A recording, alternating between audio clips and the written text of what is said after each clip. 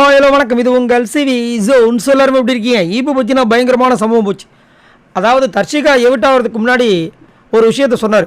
எல்லோரும் உள்ளுக்குள்ளே triple eviction பேசிகிட்டு இருந்தீங்களே அப்படின்னு. ஆமாம் சார் அப்படின்னு. சரி ஓகே அப்படின்னு சொல்லிட்டு அதுக்கப்புறம் தர்ஷிகா எவிக்டட் சொன்னவொடனே இவங்க மைண்டுக்குள்ளே நேற்று வந்துட்டு சத்யா எவிக்ட் ஆனார். இன்றைக்கி வந்து தர்ஷிகா எவிக்ட். அப்போ இன்னொரு எவிக்ஷன் இருக்குது போல இருக்குன்னு சொல்லிட்டு பயத்தில் பீதியிலெல்லாம் உட்காந்துட்டு இருக்காங்க. அப்போ திரும்ப இடைவெளி முடிச்சுட்டு வந்தார். வந்தவொடனே இப்போ 10 வாரம் முடிஞ்சிருச்சு, இன்னும் 5 வாரம் தான் இருக்குது. உங்கள் மனசுக்குள்ளே என்ன இருக்குன்றத உங்களுக்கு யாருக்கெல்லாம் என்கிட்ட பேசணும்னு தோணுதோ அவங்க வந்து பேசுங்க அப்படின்னு சொல்லிட்டு கன்ஃபர்ஷன் ரூம் வாங்க, நான் பேசணும்னு ஆசைப்பட்றேன் அப்படின்னு சொன்னார். எல்லாருக்கும் ஒரு பீதி. அதாவது 3வது எவிக்ஷனை வந்துட்டு இந்த மாதிரி வச்சு அனுப்ப போகிறாங்க போல இருக்குன்னு பயங்கர பீதி ஆகிப்போச்சு. அதுலேயும் ஜெஃப்ரி வந்து கையை தூக்கவே இல்லை. அப்போ அவரே கேட்குறாரு, என்ன ஜெஃப்ரி நீ கை தூக்கல, நீலாம் என்கிட்ட பேச விரும்பலையா அப்படின்னு.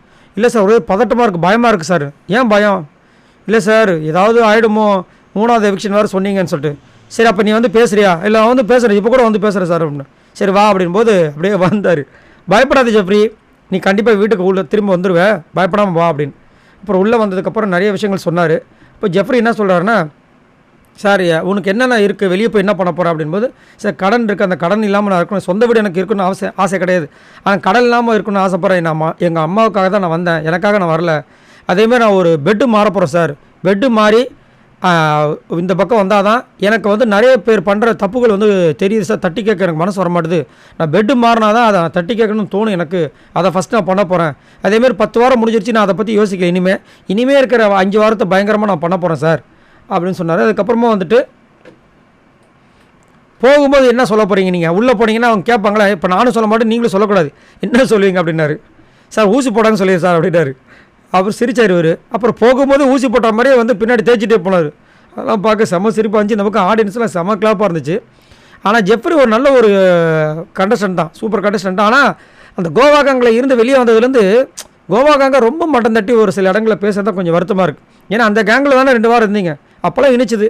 வெளியே வந்தவொடனே வந்துட்டு அதுவும் விஜய் சேதுபதி சொன்னதுக்கப்புறமா அந்த கேங்கை ஒதுக்கி வச்சு ஒரு மாதிரி அசிங்கப்படுத்த வேணான்றது. ஏன்னா எனக்குமே அந்த கேங்கை பிடிக்காது. பட் அந்த கேங்கில் இருந்தீங்க, அந்த ஒரு இதுக்காக வந்து அந்த ஒரு அசிங்கப்படுத்த வேண்டாம் அப்படின்றது என்னோடய கருத்து. அது மட்டும் இல்லாமல் வெளியே வந்ததுலேருந்து ரொம்ப ஓவராக வந்து ஜாக்லின் சௌந்தரியம் அதிகப்படியாக ஒரு பேசுகிற விஷயங்கள் வெளியே வருது. அதை ஏன் நேரடியாக அவங்கக்கிட்ட சொல்லி ஒரு நட்போட பழகலாமே, சொல்லி நட்போடு இல்லை அந்த நட்பை வந்துட்டு முன்னாடி மாதிரி கேமுக்குள்ளே அஃபெக்ட் பண்ணாமல் இது பண்ணலாம். இல்லைனா இண்டிவிஜுவல் கேம் கொடுக்கலாம், தனியாக வந்துடலாம், பேசவே தேவையில்லை அப்படின்றது. ஏன்னா பேசுகிறதுலாம் என்ன ஆகுதுன்னா சௌந்தர்யாவோட ஃபேன்ஸுக்கும் ஜாக்லினோட ஃபேன்ஸுக்கும் செம காண்டாகும். அப்போ என்ன ஆகும், இவரோட ஓட்டு சதவீதம் கம்மியாகும். அப்போ டாப் 5 வரதுக்கு உண்டான வாய்ப்பு பிரச்சனை அது பிரச்சனையாயிடும் அவருக்கு. அதை அவர் தவிர்க்கலாம். பட் என்ன பண்ண போகிறது தெரியல. பட் இந்த மாதிரி நல்ல முடிவில் எடுத்திருக்காரு. ஸோ இந்த பக்கம் வரேன்னு சொல்லியிருக்காரு, பார்க்கலாம் என்ன நடக்குதுன்னு. ஆனால் இன்னொரு விஷயமும் இருக்குது. இவரும் விஜய் விஷாலும் சேர்ந்தாருன்னா அங்கேயும் ஒரு பெரிய ஒரு உண்டக்கலப்பை வேலை எக்கச்சக்கமாக பண்ணுவார் இவர். அது நல்லா நீங்கள் முன்னாடி பார்த்தீங்கன்னா தெரியும். இவங்க 2 பேரும் சேர்ந்து நிறைய வேலைகள் பண்ணியிருக்காங்க. ஸோ அங்கேருந்து இங்கே வந்து இன்னும் அதிகப்படியாக அவருக்கு ஆகிடுச்சுன்னா இன்னும் பிரச்சனையாக போயிடும். ஏன்னா லாஸ்ட்டாக 5 பேர் தான் இருக்க முடியும். சரி பார்க்கலாம், உங்களோட கருத்து சொல்லுங்கள். மறக்காமல் இந்த வீடியோக்கு லைக் பண்ணி தட்டி விடுங்க. பாய் நண்பர்களே.